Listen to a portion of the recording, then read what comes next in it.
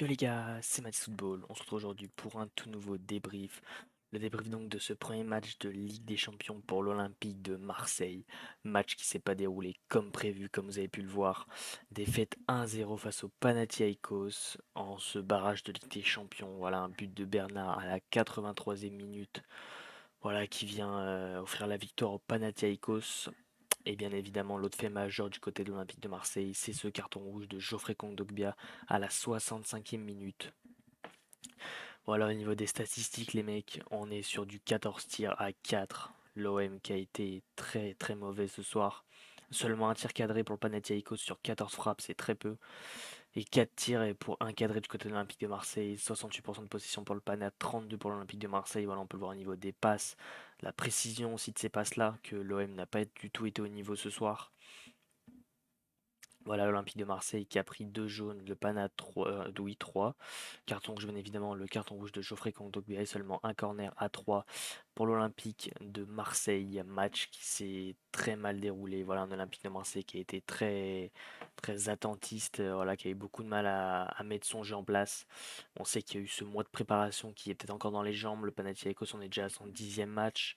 Ils ont déjà eu leur tour préliminaire, je crois, c'est avant les barrages. Match aller-retour, ils ont déjà eu deux matchs de haut niveau qu'ils ont d'ailleurs emportés.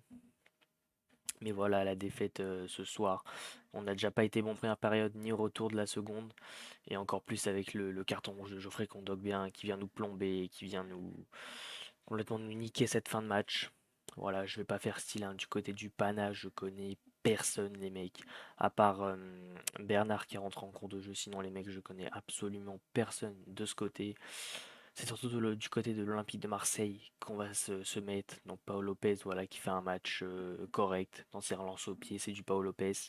Malheureusement sur ce but de Bernard, il peut pas faire grand-chose, même rien du tout. C'est vraiment un bout portant, c'est encore plus proche qu'un penalty. Voilà, Paolo Lopez qui peut tout simplement rien faire.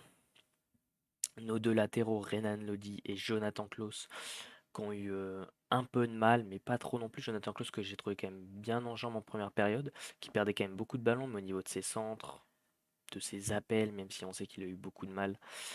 Voilà, ça allait, c'était pas le pire match. Du côté de Renan Lodi, ça a été un peu plus compliqué, je trouve quand même en un contre un, il se faisait très souvent éliminer.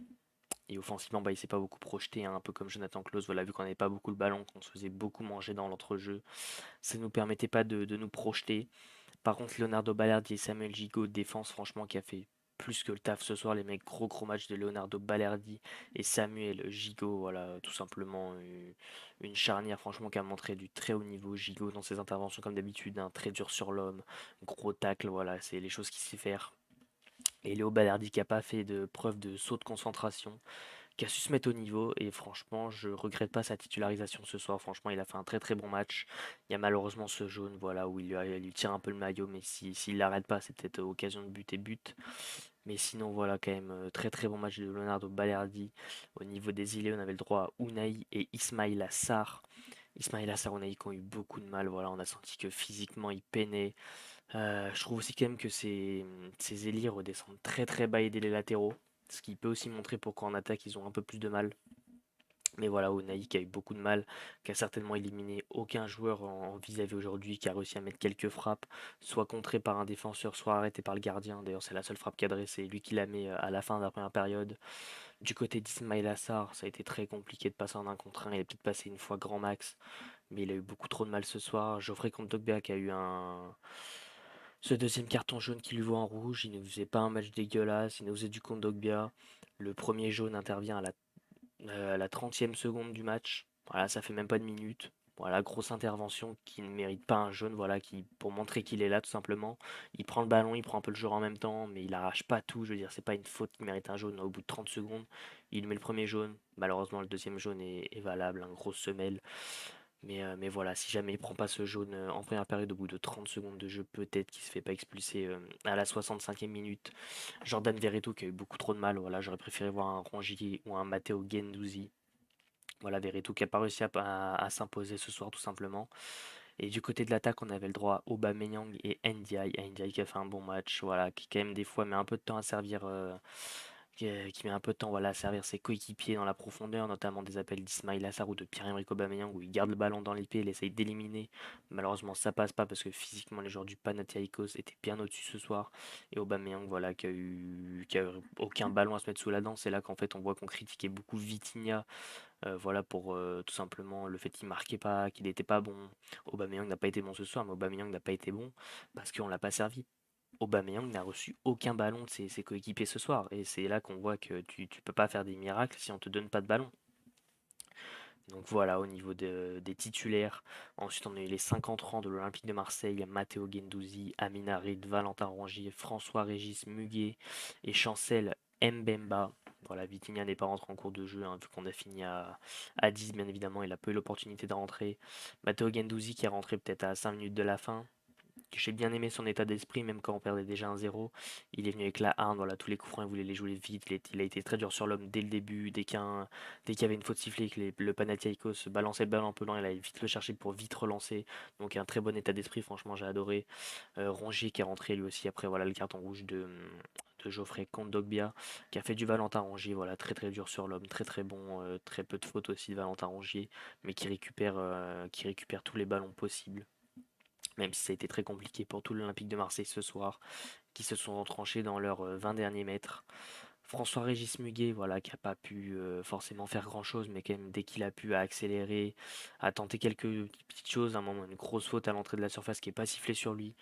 On va aussi parler de l'arbitre, les mecs, parce que franchement, l'arbitre a été dégueulasse ce soir.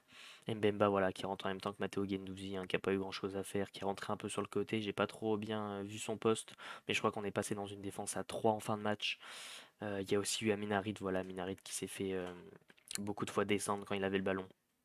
Voilà, une équipe du Panathinaikos très très dure sur l'homme, qui a mis beaucoup d'impact physique. L'Olympique de Marseille, c'était son premier match officiel. Voilà, après le Bayer Leverkusen, où c'était pas officiel, mais c'était le premier match de haut niveau. Là, c'était le deuxième.